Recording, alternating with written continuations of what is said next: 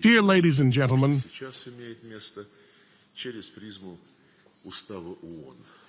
we are holding our 9th roundtable in this format today. We appreciate the interest of the global majority, represented by you, in the efforts being made in connection with the Ukrainian crisis. We strive to convey our position, actions, and plans to our friends as openly and specifically as possible.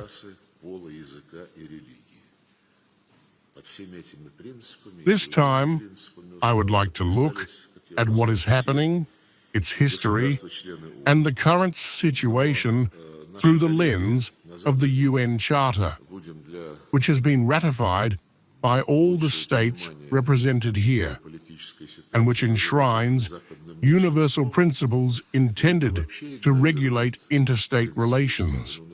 Among these principles are the sovereign equality of states, the rejection of the use of force or the threat of force, and respect for human rights without distinction as to race, sex, language, or religion. As I have already said, all UN member states have subscribed to these and other principles of the Charter.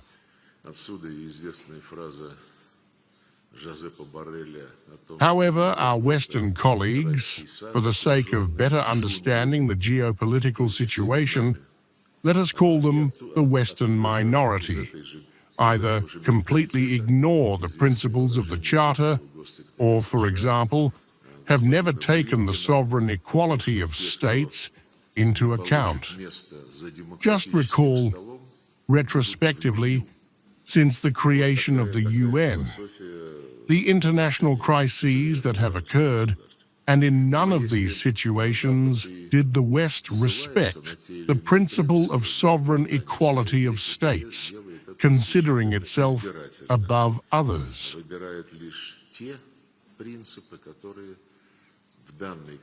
Hence the expression golden billion, hence the well-known phrase by Joseph Borrell that Europe is a paradise garden surrounded by jungles, meaning all of us. And from the same mentality come the well-known statements by former US Secretary of State, Mr. Blinken, that those who do not get a seat at the democratic table will be on the menu. This is the philosophy regarding the sovereign equality of states. And when the West does refer to certain principles to justify its actions, it does so exclusively selectively, choosing only those principles that are advantageous to the West in a given situation, depending on its actions. In the case of Kosovo, they claimed to be implementing the principle of self-determination of peoples without any referendum, unilaterally declaring independence. In other cases, such as Crimea, when openly and transparently more than 95% of residents voted for its reunification with Russia, the West said it does not recognize the right to national self-determination in this case and demanded respect for the principle of territorial integrity. These double standards are well known to us. The nationalists who came to power in Kyiv in February 2014 as a result of an armed, unconstitutional coup came to power through the violation of yet another principle of the UN Charter, the principle requiring non-interference in the internal affairs of sovereign states. The fact that the coup was organized by the United States was not even concealed by figures such as the previous administration, like Victoria Nuland.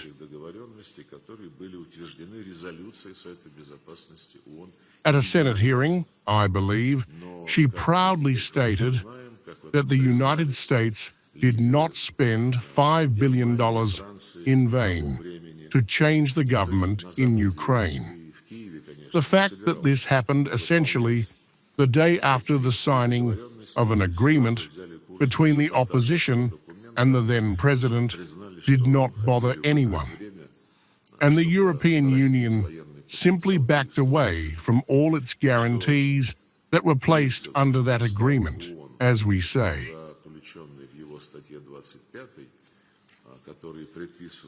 As a result, the nationalists, having overthrown the legitimate government, unleashed a real bloody massacre against those who disagreed with their policies in Crimea and southeastern Ukraine, using the army, including artillery and combat aviation, against civilian objects and civilians. The military actions, which lasted almost a year, were stopped with the signing of the Minsk agreements, which were unanimously approved by a UN Security Council resolution. But, as we now know well, as the leaders of Germany and France at that time admitted, no one in the West, or in Kiev, of course, intended to implement these Minsk agreements. They immediately took a course to sabotage this document, admitting that they wanted to buy time to build up the military potential of the Kyiv regime. So the principle of the UN Charter, enshrined in Article 25, which obliges all member states to implement Security Council decisions, was also trampled upon. The West once again spat on it. It also ignores this principle with regard to many other UN Security Council resolutions, including those on the need to create a Palestinian state.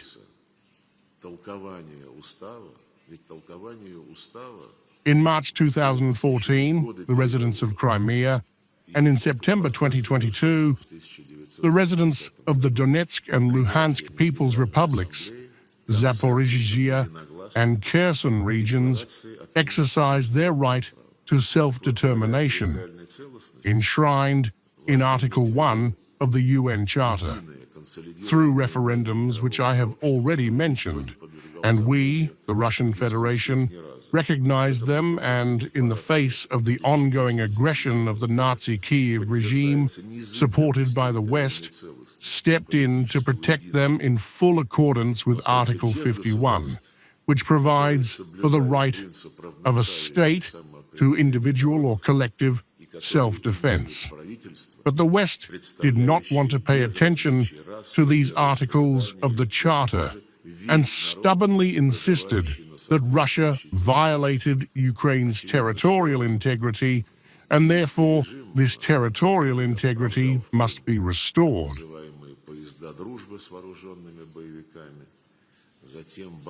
At the same time, the interpretation of the Charter is deliberately ignored, even though years of negotiations were devoted to its interpretation. This process culminated in 1970 with the unanimous adoption by consensus at the General Assembly of the Declaration on Principles of International Law. Speaking of territorial integrity, it is important to bear in mind the unified, consolidated opinions of the international community, which have never been questioned in discussions. This 1970 declaration reaffirms the inviolability of territorial integrity and political unity, but only for those states that respect the principle of equality and self-determination of peoples, and that have governments representing, without distinction as to race, creed, or color, the entire population living in the respective territory. It is obvious that the Kyiv regime, which sent so-called friendship trains with armed militants to Crimea, then bombed Donbas, burned people alive in Odessa, and carried out ethnic cleansing, could no longer represent the population of those lands in question. Those who signed and failed to implement the Minsk agreements, Ukrainian figures of that time, publicly called the people living in Crimea and Donbas subhuman, stating that their children would rot in basements while Ukrainian children would prosper.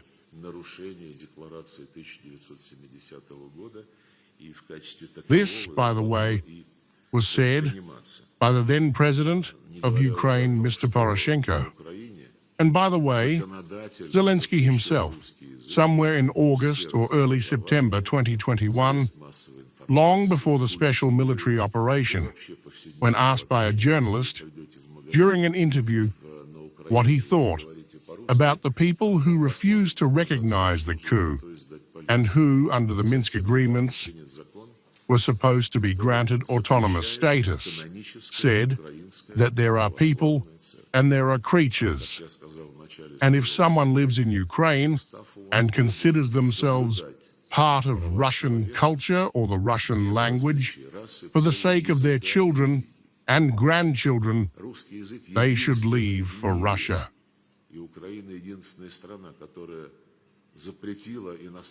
How can such a regime, whose leader makes such statements, claim to represent the population it talks about, claiming that this is Ukraine's territory? This is a gross violation of the 1970 declaration and should be perceived as such. Not to mention that the Russian language is legislatively banned in Ukraine in the spheres of education, media, culture, and even everyday communication.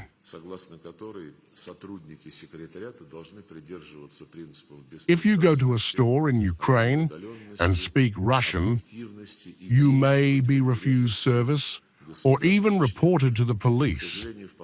And recently, a law was passed banning the canonical Ukrainian Orthodox Church. As I said at the beginning of my speech, the Charter requires respect for human rights without distinction as to race, sex, language, or religion. The Russian language is the only language in the world, and Ukraine is the only country that has legislatively banned a foreign language. There is no other language that is legislatively banned in any country. Hebrew is not banned in Palestinian territories or other Arab countries, and Arabic is not banned in Israel, but Russian is banned in Ukraine.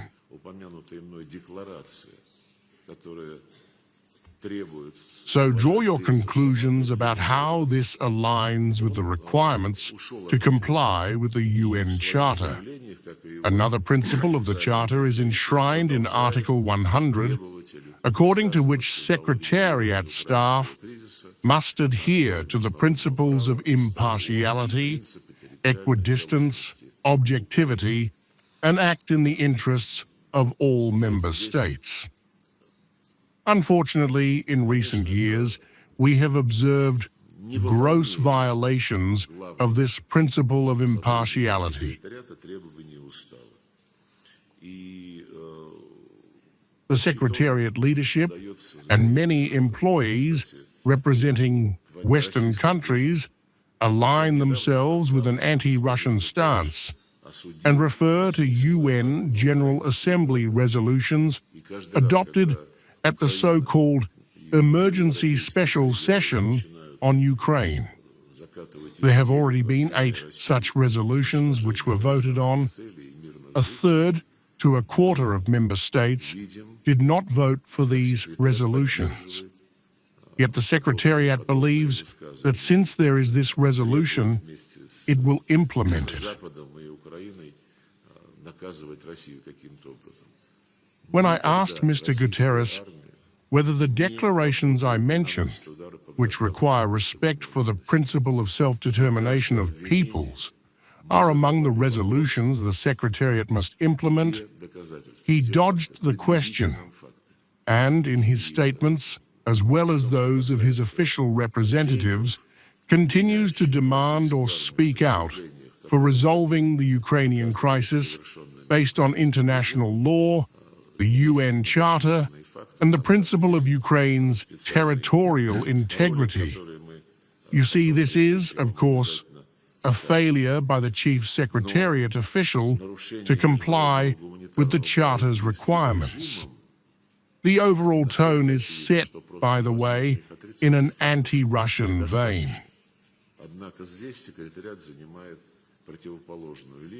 Just recently, at the end of August, Mr. Guterres condemned a Russian attack on Ukrainian cities.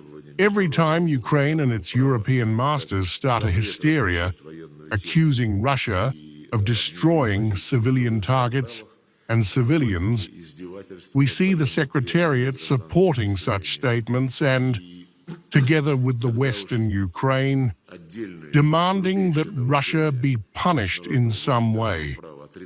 The Russian army never targets civilian objects or populations.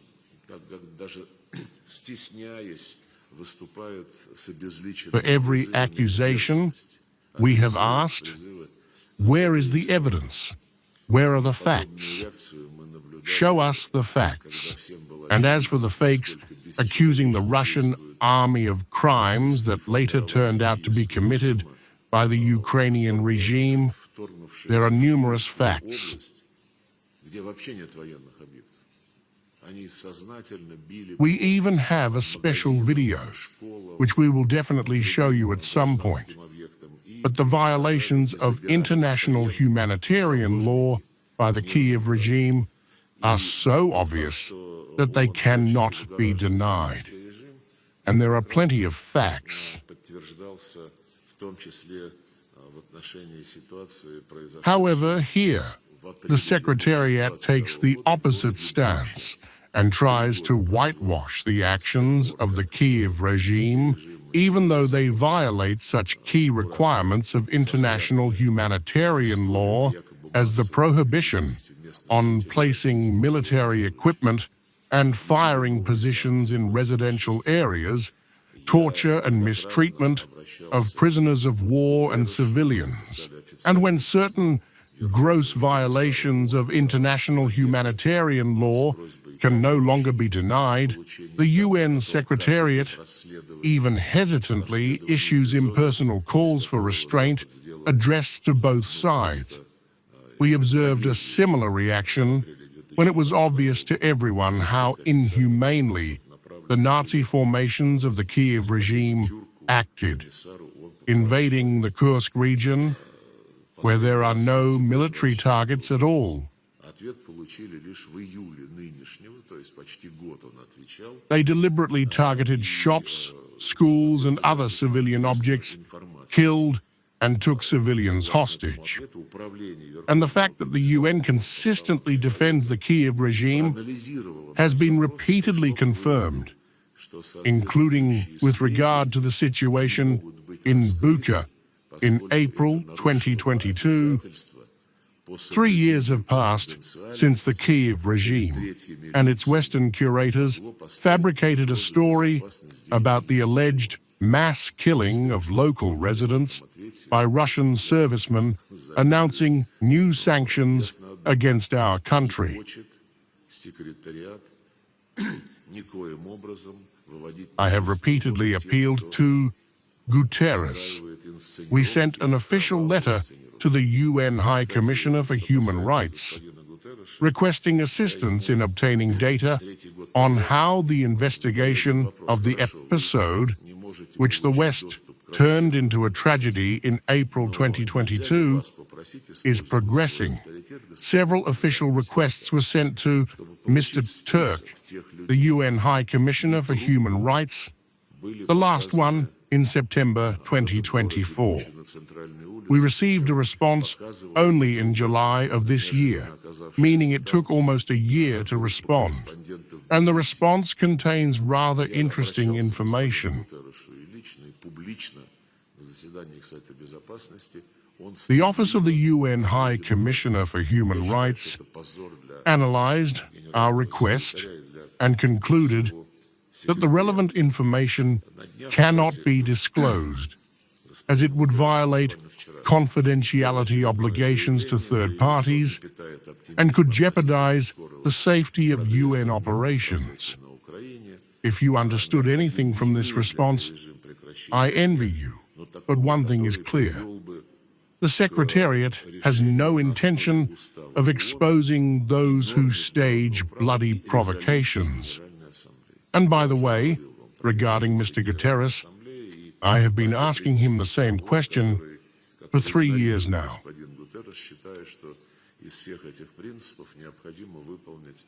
Fine.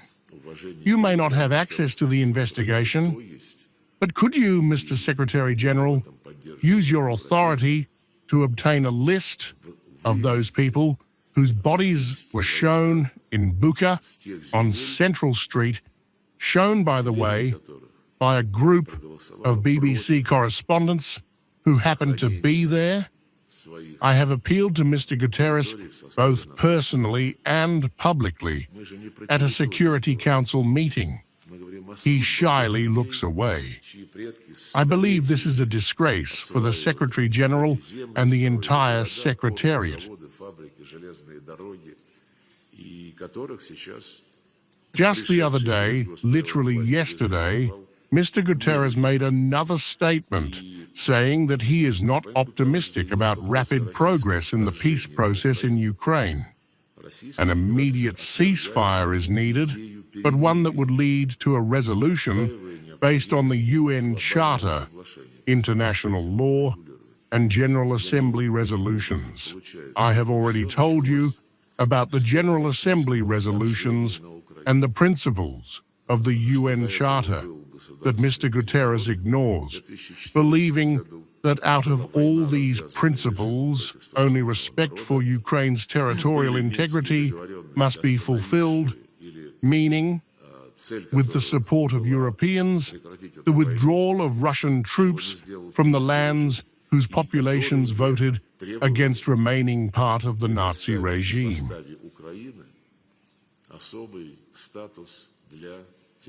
We are not talking about territories, we are talking about the fate of people whose ancestors for centuries developed these lands, built cities, ports, factories, railways, and whom the regime that came to power through a coup now calls subhuman. Mr. Guterres stated that after Russia's invasion of Ukraine, the Russian Federation rejects the very idea of a truce, advocating for the need for a global agreement, meaning a final settlement. For him, it turns out that everything started with Russia's invasion of Ukraine. As if there was no coup in 2014, no war unleashed by the regime against its own people, no Minsk agreements aimed at stopping that war, which the Kiev regime failed to implement, and which required granting special status to part of southeastern Ukraine within its borders. All this was approved by the UN Security Council. Then, for 7 years, no one implemented it, and when, in February 2022, Russia, after repeatedly trying to negotiate an end to the sabotage of the Minsk agreements, an end to the Kiev regime's war against its own people, and mutual security obligations that would suit Ukraine, Russia, and NATO, when all these attempts were rejected, and we were forced to respond to the request of the new republics that declared independence through referendums. Only then did Mr. Guterres notice that something was happening in Ukraine, calling everything I described with one phrase: Russia's invasion of Ukraine.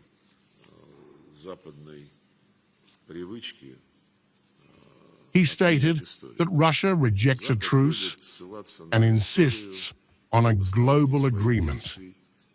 Of course, we already had a truce and an agreement to first, in 2014, form a government of national unity and hold elections. Then there were the Minsk agreements, which also included a truce and a global settlement, and yet they were trampled upon with this truce and these principles of global settlement. Therefore, Mr. Guterres is, of course, very susceptible to the Western habit of cancelling history. The West loves to refer to history to justify its actions only from the period that suits its interests. There was no coup in Ukraine, and Russia just decided to recognize Crimea as its territory in response to the population's request.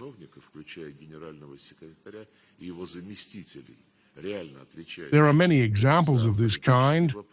Therefore, it is very sad for us to see how the Secretariat's leadership increasingly aligns with the Western anti-Russian front, thereby damaging the authority of the United Nations.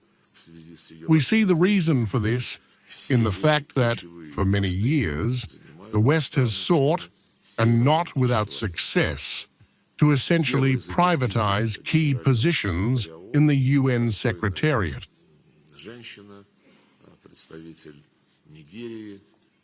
Currently, 5 to 6 senior positions, including the Secretary-General and his deputies, who are genuinely responsible for political issues in the context of conflict resolution, peacekeeping operations, humanitarian issues, security matters, and even the preparation of proposals for UN reform in connection with its 80th anniversary. All these key posts are held by NATO member states. The first Deputy Secretary-General, a worthy woman from Nigeria, also holds US citizenship.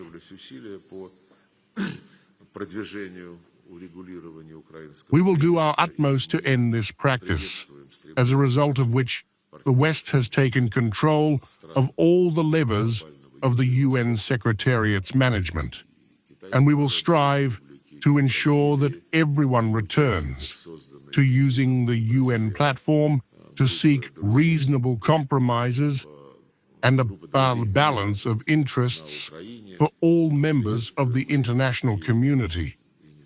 Recently, efforts to promote the resolution of the Ukrainian crisis have intensified, and we welcome the aspirations of our partners, including countries of the global South and East, the People's Republic of China, Brazil, and the participants of the Friends of Peace on Ukraine group, created by Beijing and Brazil. We also welcome the initiatives undertaken at one time by a group of African countries led by South Africa.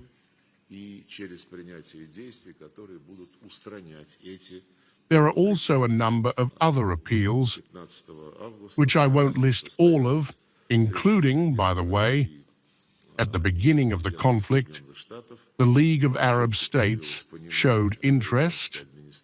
We also see that new administrations in Washington understand the need to resolve the crisis by recognizing its root causes and taking actions to eliminate them. On August 15th, a meeting took place in Alaska between the President of Russia and the President of the United States.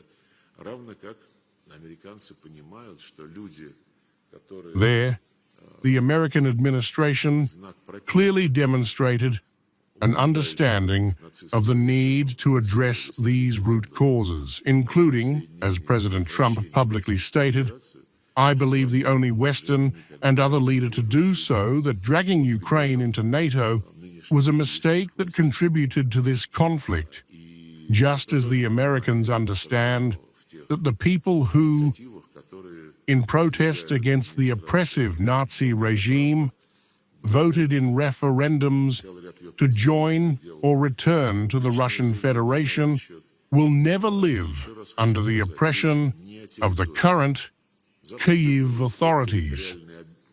This understanding is also reflected in the initiatives promoted by the Trump administration, with several of its representatives making public statements on this matter. And I want to reiterate, it's not about territories. The West loves to talk about territorial concessions that Russia supposedly wants for itself. That's not the case. It's not about territory or land. It's about the fate of people whom the Kyiv regime and its Western masters do not consider human and seek to exterminate in every way, including legislatively. As I've already mentioned, their rights have been legislatively eradicated, and the U.S. administration similarly understands that violations of human rights, linguistic and religious, are absolutely unacceptable.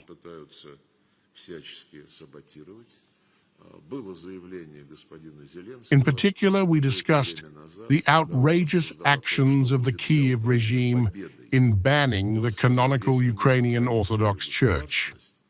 At the same time, we also see how Kyiv tries to sabotage this line of the American administration.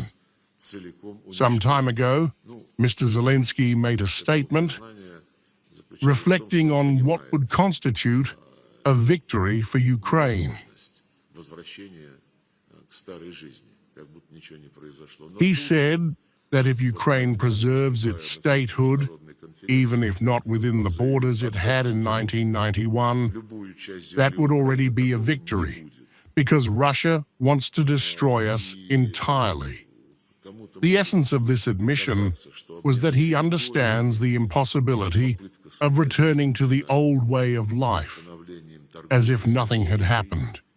But then, just the other day, speaking at some international conference, he stated that giving Putin any part of Ukraine's land will never happen.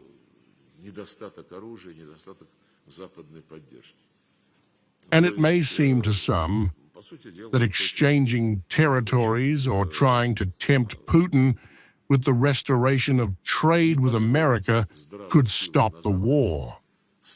That's not true. The main thing now is the isolation of Russia. Russian assets must be confiscated and given to Ukraine, and they must continue arming us.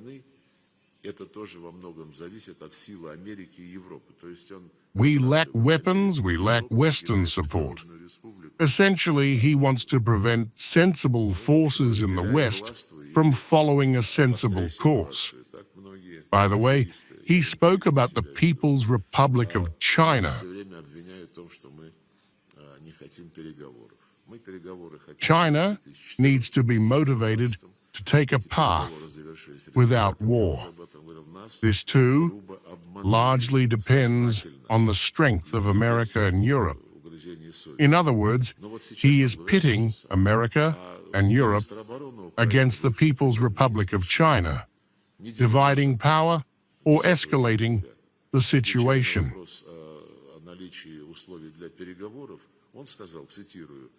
This is how many swindlers and adventurers behave. We are constantly accused of not wanting negotiations. We wanted negotiations in 2014 and 2015. Those negotiations resulted in the outcomes, as I've already mentioned. We were grossly deceived, deliberately and without any remorse. But now they tell us the same thing. And Ukraine's defense minister, former Prime Minister Shmyhal, a week ago on September 10th, when asked about the conditions for negotiations, said, and I quote, "There are no conditions at the moment. We must work together, increase sanctions pressure. We need all the necessary weapons." So there you have it. how these people themselves treat their own slogans and calls. Overall, of course, we see that Kyiv is guided by the opinion of the war party in Europe, but there are also some politicians in America, especially in Congress, who belong to this party. And Mr. Uvitkov, President Trump's special envoy, who participated in the Alaska meeting, who regularly visits Moscow and promotes a shared understanding of how to achieve a sustainable, reliable settlement that suits everyone, as we know, conveyed to the Ukrainian side the assessments of the results of the Alaska meeting. And, as we understand, these assessments, considerations, and proposals are being rejected by the Kyiv regime, including as evidenced by the quotes I just cited.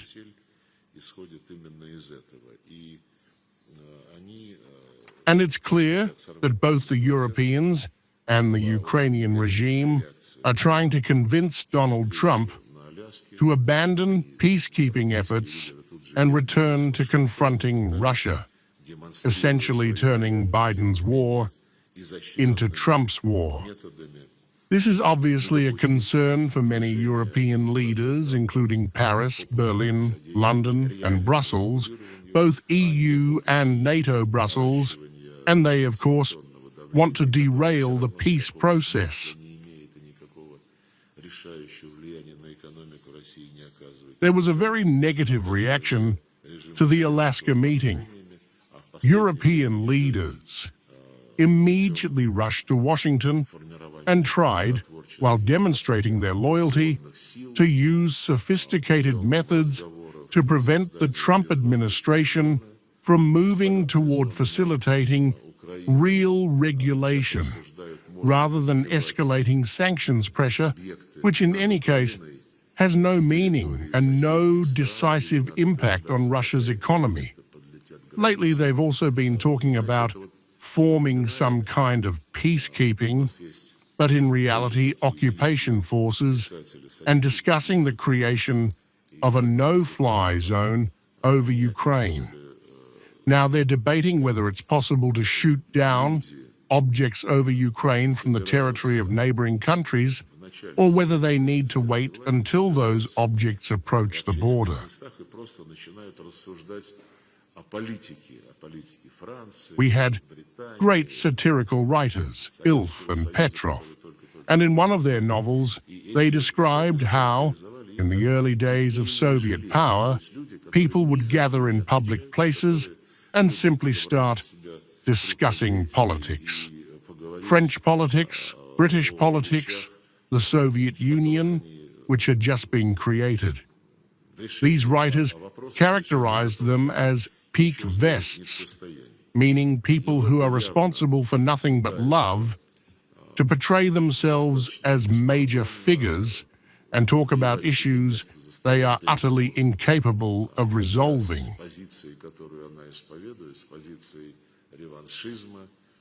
Europe is clearly trying, quite brazenly, to secure a place at the negotiating table, although with the position it espouses, revanchism and inflicting a strategic defeat on Russia, there is, of course, nothing to do at the negotiating table.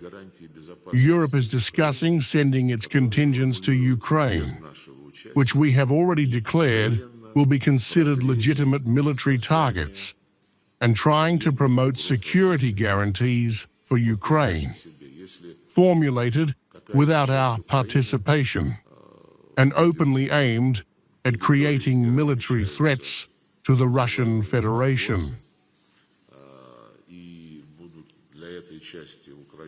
Imagine if some part of Ukraine becomes a territory where so-called peacekeepers are stationed, and for that part of Ukraine, formerly Ukraine, Western security guarantees are applied, directed against the Russian Federation. This would mean only one thing. The West has once again occupied Ukraine, and if no changes are made to Ukraine's legislation, it would mean that on this territory occupied by the West, Western military units are protecting the Nazi regime, and laws banning the Russian language in all spheres of life remain in effect. And banning the canonical Ukrainian Orthodox Church. That's what the West is defending and trying to achieve. And we will insist that, of course, there be security guarantees. We sought this in February 2014, and then a year later, when the Minsk agreements were agreed upon and approved by the UN, and security guarantees must fully comply with the West's obligations, enshrined both in the UN Charter and in the consensus documents of the Organization for Security and Cooperation in Europe. In Istanbul in 1999 and Astana in 2010, these security guarantees, as was agreed at the time, must be based on the principle of the indivisibility of security and the principle that no country has the right to strengthen its security at the expense of others' security. This is exactly what the West is trying to do in Ukraine now, attempting to save it from complete collapse.